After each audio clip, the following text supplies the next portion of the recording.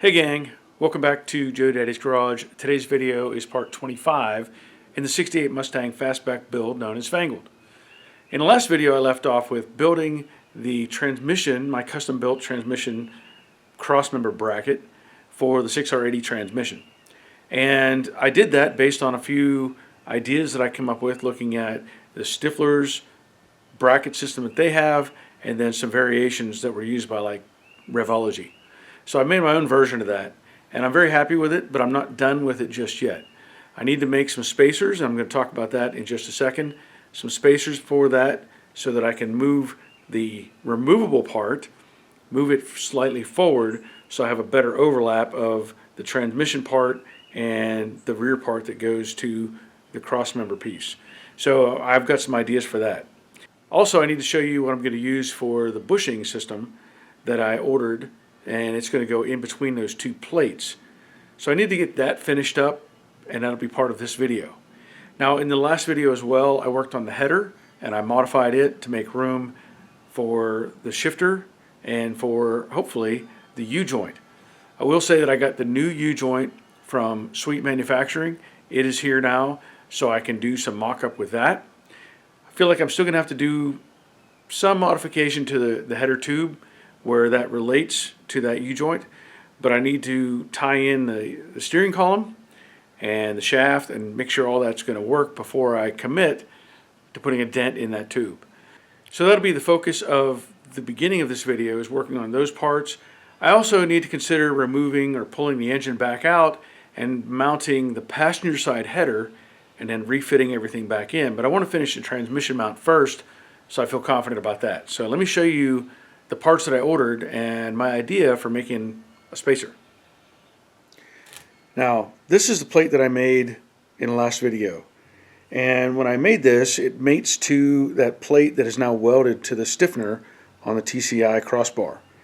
And of course the idea was to run bolts through and bolt those two together. But I needed to consider this distance here, because when I set the other plate on, I didn't have much coverage. I needed this part to move forward so that I had more coverage with that secondary plate. So one idea I come up with, aside from using a piece of pipe that was would be after a thick wall pipe, which I actually have something. I'll show you this. Ideally something along these lines. This is a drill guide, and I could cut this up, but I don't want to. And I only have one of these, and I would need to cut this in half and come up with another half. But you can see how thick that pipe is. And of course that's a lot more than I need for this purpose. So I needed about 1/2 inch, I think. And I started looking through my my drawers, and I was like, wait a minute, why couldn't I use, I think this is a 3/4 nut. And that fits the diameter of the bolt very nicely.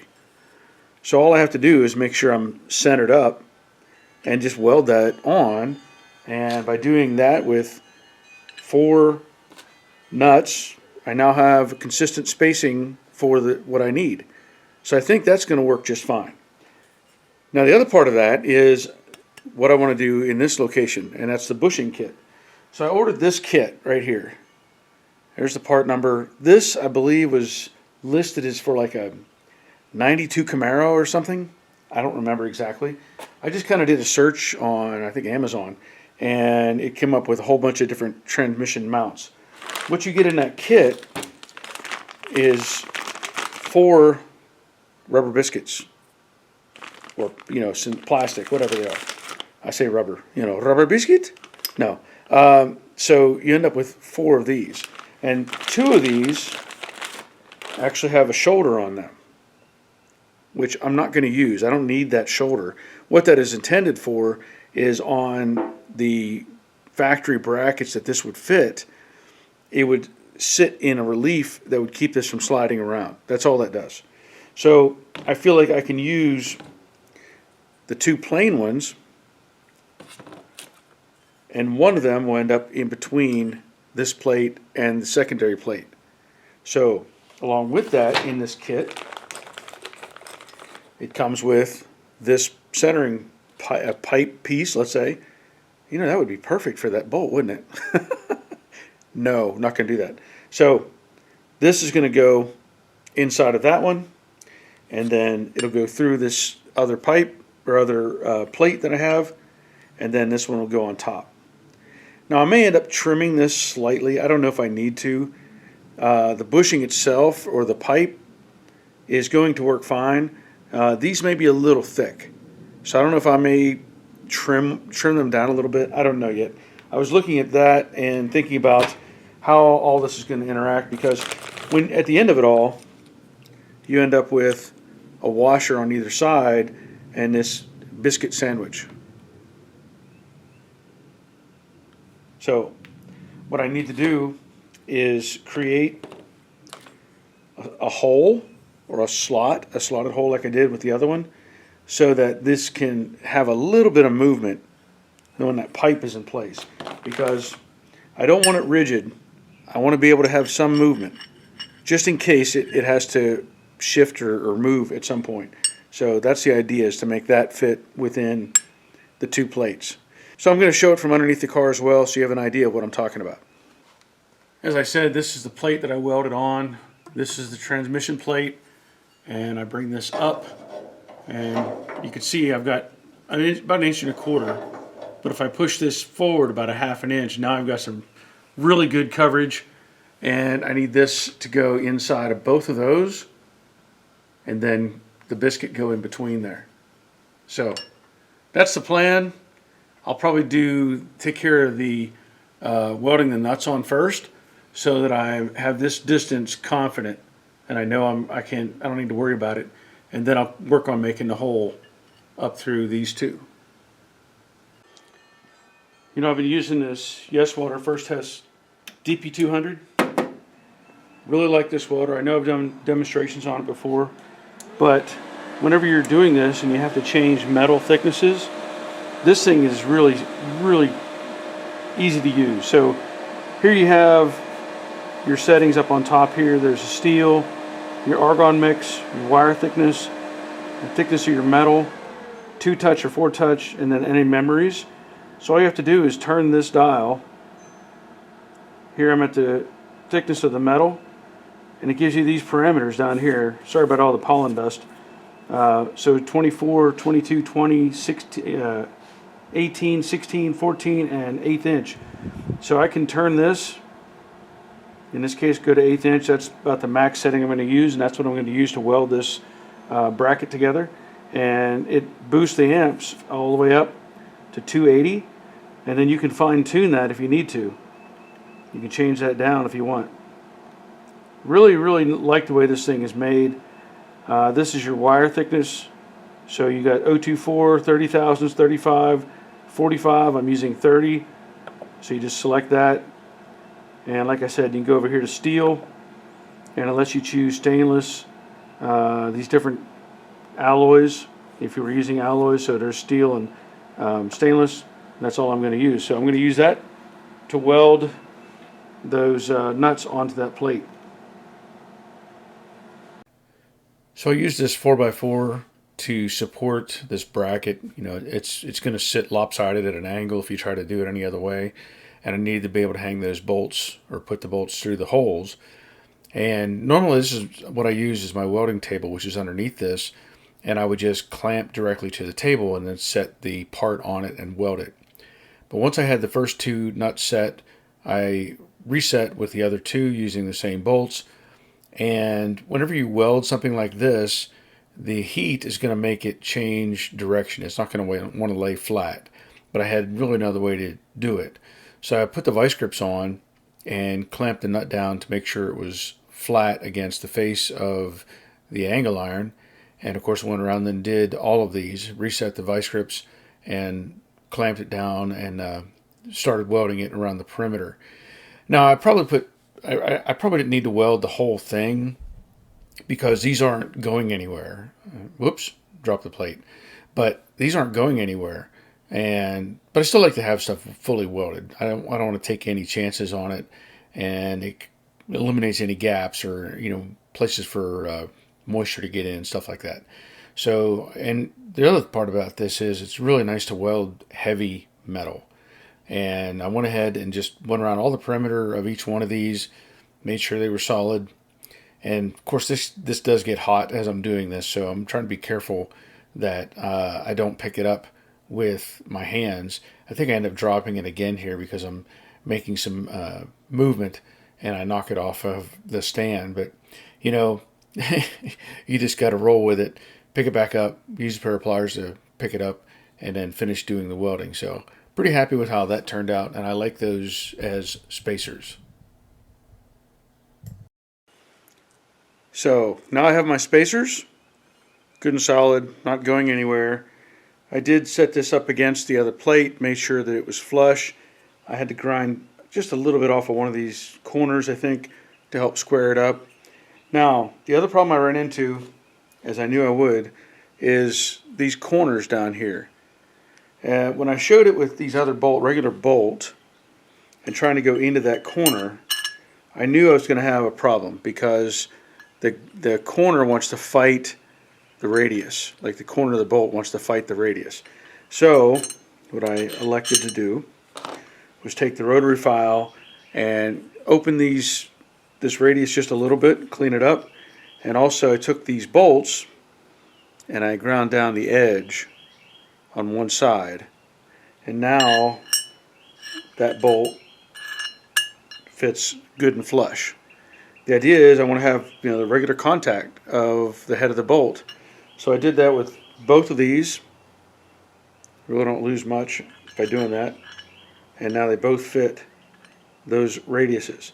So with these two bolts that I have, I need to go get one more. I thought I had enough, but I'm going to need one more of these. These two, and of course when I get all these in, that's going to bolt it to the plate that is on the TCI mount. Now what I need to do is address that biscuit that I talked about. And this is the other plate, and of course these are going to overlap each other, basically like that. What I did is I traced on the bottom of this one, see if I can get this framed good enough for you. I traced the overlap. So without clamping this at the moment, but let's just say we have that, and then we flip it over. That's what we have on the opposite side. So a good bit of coverage. And what I also did was take one of the rubber biscuits, let me grab it, and I sandwiched it between these two. So this is on the transmission, and this is going to be right here. So the edge of that biscuit is just right on the edge of the plate, and it'll be the same way with this one when it is sitting on top. So it'll be right on the edge, but that's plenty of coverage, not going to be a problem. So what I need to do at this point is repeat kind of this process. So the end result will be that when I have these together, clamped, I will drill holes next to each other like I did previously, open them up with the step drill, and then take a rotary file and clean up the edges of the hole just like I did on these. Same process. So let me get that taken care of and we'll move on. The idea here is to drill a hole that is matched between the upper and lower plate. And I started doing this on the bench. You can see I have it clamped together, but I did not do a verification, meaning I didn't have it attached to the transmission or the stiffener piece. So I was starting to drill these holes, and I was going to progressively make the holes larger until I could get that piece of pipe to fit in. And I will point out, the idea of putting that piece of pipe through was not the best idea, because when I got to looking at the Stifler piece, I realized they did not have the pipe going through both of them.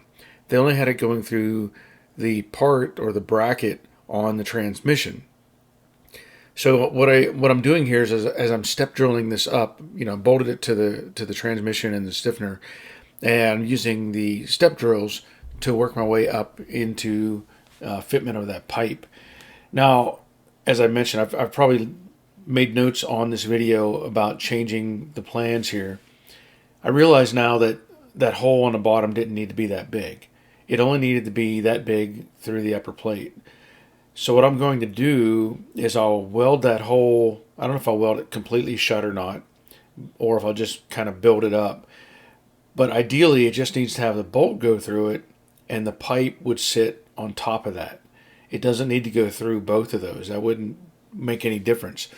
So once I get everything drilled here, as I'm showing you, I take everything back off. So I take the upper plate off, get it out of the way, and then this plate comes off. And I tried to mention before about the idea of the spacing of the bolts. If I had a taller piece of angle iron, I could probably get away with not doing the relief cuts or relief areas underneath those bolt heads that I talked about. I could have maybe just used a regular bolt. Let's say the plate was 4 inches tall instead of 3. But again, I'm working with what I have on hand and materials that I have available. So I had to use the plate that I had available to weld to the stiffener. And of course, that corresponded directly to the angle iron that I had as well. So I'll remedy this whole situation, and it'll be just fine. It won't cause any problems at all, and I'm happy with it. So I have the bracket to the transmission bolted to it, and the bracket that I made for the stiffener attached to that plate that I made. And these nuts work good as spacers, so feeling pretty good about that. Then I enlarged this hole in the middle here where the pipe is sticking through, the piece of pipe that comes with the bushing kit, or the transmission mount kit I should say. And then I have one of the biscuits here in between these two plates. So something I didn't consider, this piece of pipe is the same thickness as basically 2 of these biscuits and a thinner transmission mount. So right now, I know I can't get the camera all the way up in there, but I have the bolt sitting on top, or the bolt coming down through with the washer, and then underneath here you see a little bit of the pipe sticking out. Ideally, I want to have one of these rubber biscuits on top and on the bottom, because while this is supporting the weight, the upper one kind of acts as a dampener as well. And without that upper biscuit in there, as I call it, you could have some movement, might make a little chatter sound. I don't know yet. So I have to figure out what I'm going to do here. Like this piece of pipe, I could take the other one, weld the two together, and then put them in tandem inside or in, stick up above. So if you looked at the Stifler one, it had the same kind of deal, the 2 biscuits, but theirs were thinner, and this is a bit thicker. This is probably about a ½ an inch, which is fine. I think that's going to serve the purpose. Now I did talk with Sal at TCI, and he said they sell basically a bracket like this, and he showed me some pictures of it, and he had suggested that instead of using it like this setup, what I have is to have this facing up.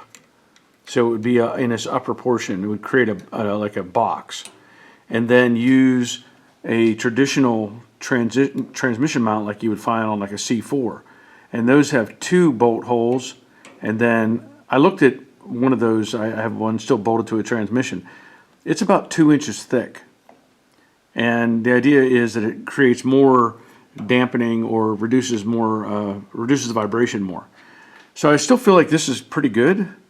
But I'm going to consider what Sal was saying, because it does make sense that you could use the bolt-in type of mount. But I'm going to continue with this for the moment. And I have these 4 bolts in place, have them tight, and these are tightened down enough. And I think what I want to do is take the weight off of it and just see how it sits on top of this piece.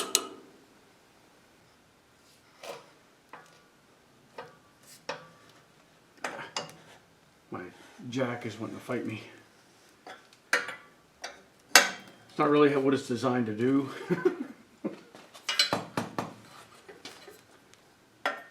It's not meant to be turned up and down. It's just meant to be set in position and hold something in place. So there we go. Yeah, that's loose. Now, I do have, as a safety, I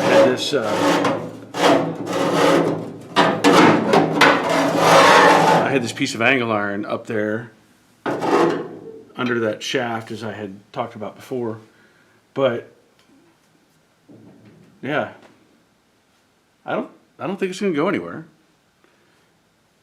Sitting nice and flush like I want it. So pretty happy with that. All I have to do is figure out how I want to manage this this piece of pipe, because I want to keep that thick biscuit in there. I don't want to have it. I don't want to reduce it just to make the bolt fit better or make the pipe work. I'd rather have the thickness there in place to keep it solid. So, like I said, I'd rather keep this thickness of this biscuit in here. But yeah, that's pretty good. Not going anywhere. That's for sure. Moving on, I want to talk about these U-joints. So this is the Borgeson U-joint that came with the kit, and we realized this diameter is really big. In fact, it is 1.625, somewhere in that range. And you can see this one, which is from Sweet Manufacturing, but I think I got it through Speedway. This is 300 thousandths narrower. So you can just see the size comparison there. Now, it's also a little bit longer, and this is the same as the Borgeson as far as 36 spline count, 3/4 inch shaft, and then the 3/4 inch DD shaft. So that's the same thing on both of these. What I want to do is get this in place. I've already had it on once, and while it did get onto or fit onto the shaft here, it was still hitting this pipe. And I know I can't really go any further with that pipe. I talked about putting a slight dent in that right there where that mark is. So what I want to do is put it on, show you how that's going to fit, and then I want to lower the car, reset with like the steering column, and see what the alignment may be using the DD shaft. And if it'll work, I don't have a problem putting the dent in the pipe, but I have to consider the idea of using a double of those. So one is fine, but it may take two to make more of the curve.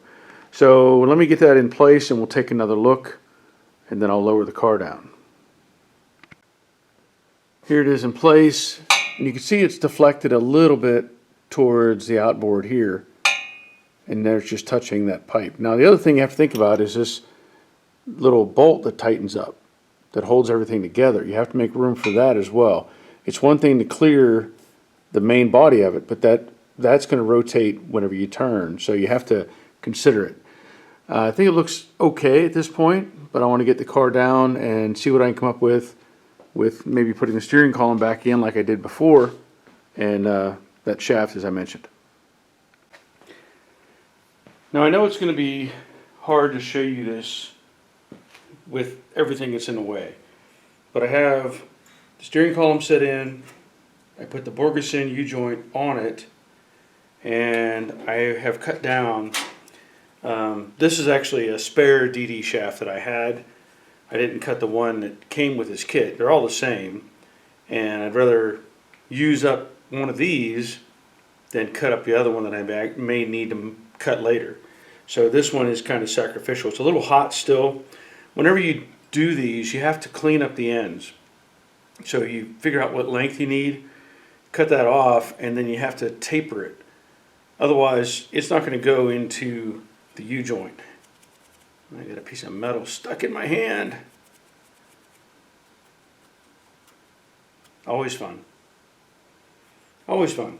Okay, so I'm going to try to get this in. I know it's hard to show you this because obviously I've got to get my arms down inside of here, line up this shaft with the U-joint, and get it to slide in. So there, it's slid in, and essentially I feel like with putting a dent in the header, this is probably going to work. Now I know I still have to deal with the little stud. That's going to be kind of the thorn right now, is making clearance for that more than anything else. And I'm going to try to see if I can't get this get the shaft on. I always cut them a little bit long and then adjust what I need. And of course this is considering the steering column, you know, it still can be moved. So let me see if I can slide it back up some.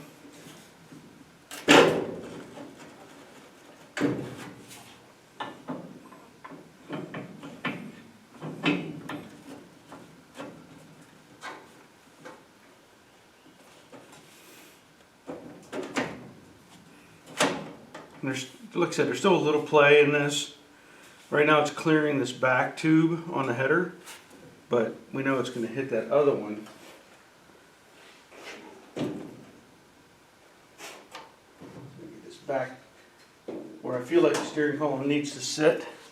I did put this, bolt this plate on, but there's also some play in that. You can move it a little left and right, but it's on. There's actually bolts going through with washers. So, yeah, it's still going to hit, and I got to worry about that little, just that little stud being in the way. Kind of hard to show you, but I'll see if I can't come up with a better angle. So there it is, looking kind of straight down, and I'm going to try to take the camera down inside. So you can see the U-joint doesn't appear to be on much of an angle, you know, following the shaft, but it's definitely making contact with that header. So I'll have to modify that and try again, but I feel like this should work. If not, well then I'll redo it and put in a carrier over on this side and add another U-joint if needed, but I'm going to try to make this fit. I just realized there's another angle I can show you. I can come through this little opening right here and light that up so you can get an idea of where it's at. But that little bolt thing, the stud, lockdown pin, that's going to be interacting, so I wish I didn't have to, but I'm going to have to make room for that. You know, sometimes I got to take my own advice, and I say, test fit, test fit, test fit. Now, I had set the steering column in place, and I didn't consider the dash. So on these cars, the dash sits out further than on like a 65 or 6. And initially I didn't have the main piece in here, so I was able to take the steering column and kind of push it down in further. And what that really meant was the angle here would be further down. I still don't think it's going to hurt anything, but I'm glad that I went back and double checked that. Right now it is still close. It is closer than I want it, but I'm going to do some more modifications on the header. One thing I had considered was putting the dent in it, and I still may have to do that.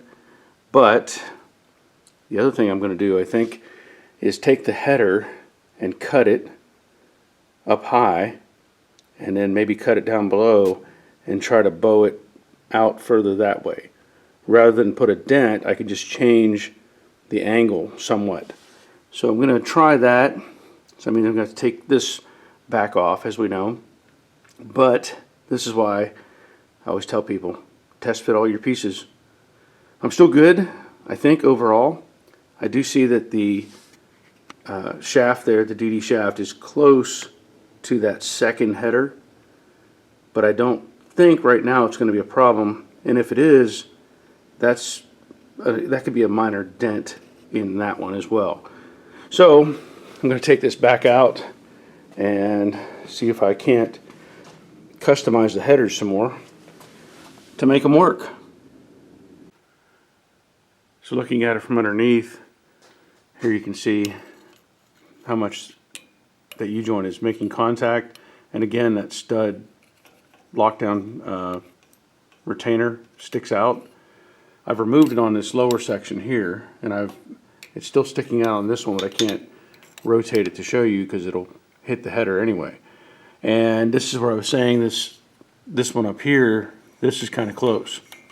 So I think what I'm going to do is cut the header up here somewhere, up above it, and allow it to collapse. So if I cut a slice and maybe a little more material, that'll let this move inboard. The other part of that is I need to look at where I should cut it here, because I've already done this once and I need to do the same kind of idea. So you have to figure out what angle is this going to be moving and how do you cut this. So if you cut it straight, it may not do what you want it to do. You might have to cut it at an angle like this so that when it rotates it collapses into that opening. Hope that makes sense. Now, as I said, this one, I don't know yet, because currently with this in place, this is pushing the header inboard right now. So these are not bolted tight, as I've said before, so this will move a little bit, so that's going to come into play. But I'll take it out, start doing some cuts, see what I can come up with. Here I'm using my hand as a guide to try to figure out the angle that I want to cut the pipe at. So by laying my hand out on top of the straight piece on the bottom and moving it the way I want it, or I want to simulate the pipe to move, it helps me visualize that angle better. So I start off with the Bauer grinder and I make my initial cuts, and then I swap over to the Sawzall from Evolution Power Tools and continue to make those cuts deeper into the pipes. I don't want to cut the thing off completely. I want to keep the index the same. So I just want to change the angle on that lower elbow. You know, as I go through this and I think about it more and more, you know, these headers, part of the problem is moving, in the previous video, I moved the collector outboard to help compensate for the shifter and clear the transmission. And now I'm kind of going the other way with these pipes to clear the steering. So it's a combination of problems with these headers. And I know that Sal at TCI he's been in contact with me and he's been asking me what I did and how I did it. And I know he's trying to come up with a new version of these headers so that hopefully it helps everybody else later on in the industry. And who knows, maybe Sal will say, hey, you know, we're going to send you a set of headers so you can test them out for us. They might do that. And if they do, I'll be happy to try them and see if they fit. Here I'm measuring the angle using that straight edge and a scale so that I can see how much I'm moving this pipe. And as I do this, I want to make sure that it's moving as much as I want it to. So I make it move and then I remeasure it and make adjustments from that point. I think I've cut as much as I possibly can. You know, I don't have equipment. I don't have a tubing bender. I don't have stuff that I can just make things. So I have to work with what I have. And I have managed to get a little more of a gap here because I'd cut it and then I adjusted it, and then I trimmed out some more metal, and I got it over as far as I can. So you can see right now it's over quite a bit from where it was, because remember, these two were actually touching before I had done this initial cut. So you can see there's the cut with the material that I removed, and then up there as well. I know it's hard to see, but I really can't do any more. The pipe starts to change shape, and unfortunately this tube, once you start changing, say, the angle of how it fits, then as you try to put it together, one side will sit way higher than the other side. So aside from cutting multiple slits in this and trying to compress it, that's all I'm going to be able to do. So I'm going to weld this together, and I'm going to put a dent right there. I don't have any problem with that. It is what it is at this point. And I'm probably going to put a dent in this one as well. You can see the shaft is touching, so I'm going to put a dent in this one. I don't want to cut this one and try to modify it because I've already run out of room. This is flush right here, and I would be pushing it over, doing a similar cut and doing some other things when a dent is going to be enough. So it looks like it clears the other pipe here, and that's where we're at. So didn't want to have to do all that, but it is, as I said, it is what it is right now. So I'm going to take the header back off. I may tack weld those cuts together and put a dent in it. We'll see what happens. Well, I did what I could. I had made those cuts as I talked about, and I did weld them back together. You can see right there, and the other one is up there, kind of hard to see. And I didn't have enough room. I tried. I just couldn't make any more room. As you keep cutting these things, you run into geometry problems. So I elected to use a big socket. Now, I did cave this in using a socket, as I'm showing you probably in the little time lapse right now. And I do that because it's got a curve and it'll take the impact. But I also had to do this portion of the second pipe. This one, was going to work, but when I saw this one was interfering, I said, oh, let's go ahead and hit that one as well. Now I've got clearance, so I'm going to show you that, and I think I'm good all the way up. I know it gets a little close here, and I'm debating on whether I may need to put a dent in that one. Now I will say the gasket is not on the header, so it's going to push it out just a little bit more. And I also should say that the rack and pinion is bolted solid. I wanted to make sure it was in the right spot before I tried to do the final run on this. So if it went for that little stud as part of the lockdown setup, this may not have had to have been this much, but you can see it's not even half. It's a small percentage overall of a dent there. Maybe even a quarter is deformed. So I'm going to set up the camera so you can see the rotation of the steering shaft. Alright, I think that works. So should be able to turn the wheel side to side and have good clearance all the way up.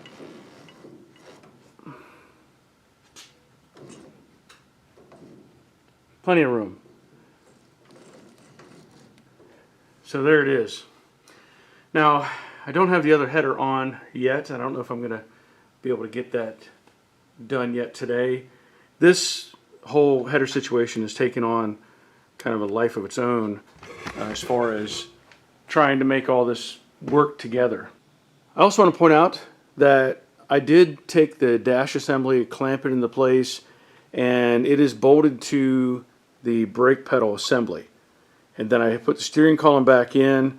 I have a zip tie holding it up against, and it's about as far forward as you'd want to make it. There's still a little bit of room, between the collar on the column and the sheet metal part of the dash. And the base plate is also bolted to the firewall. So that's really almost, I guess you could say, the exact spot where the steering column will end up. Now, there's still a lot to do. There's still more fitting. As I said, I need to put on the other header, try to get that in place.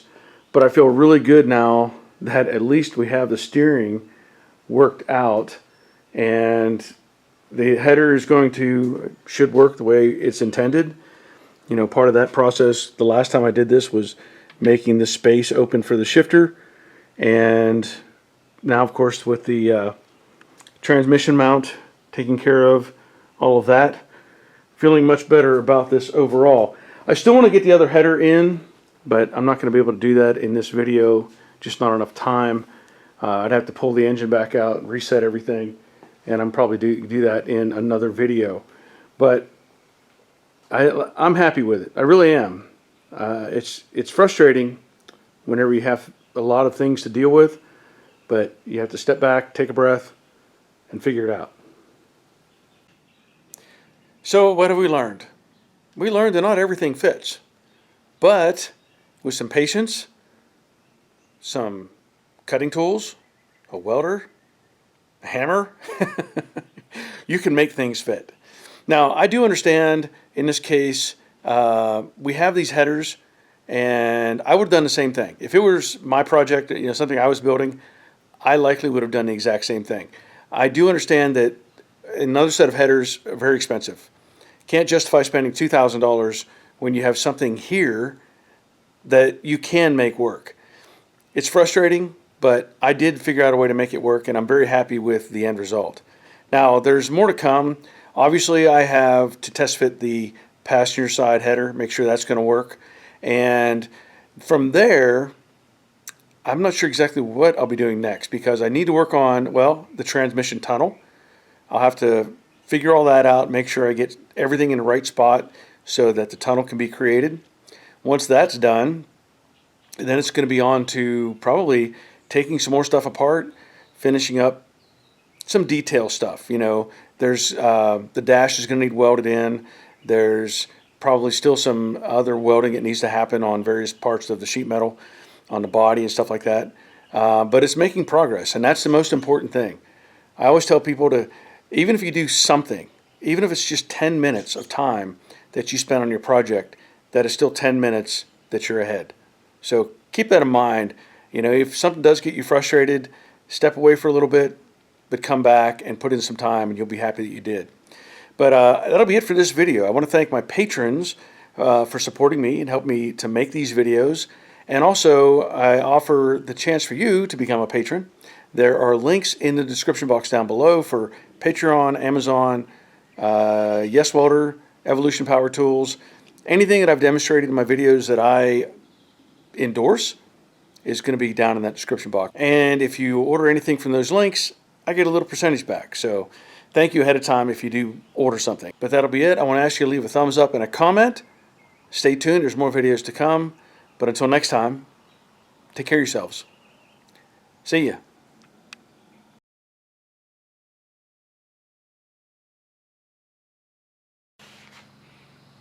Hey gang, welcome back to Joe Daddy's Garage. Today's video... What? I've also had some great responses to some of the modifications that I made to the headers. Blah, blah, blah, blah, blah, blah, blah, blah, blah. Bracket that I built for the mount to the TCI suspension.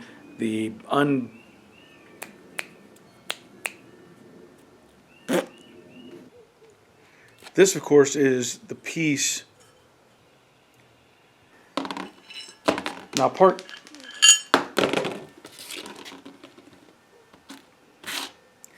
have just a little bit of this biscuit hanging out. Now, let's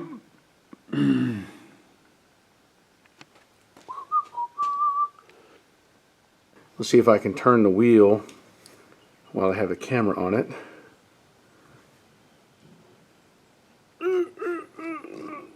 It's hard to push with one hand.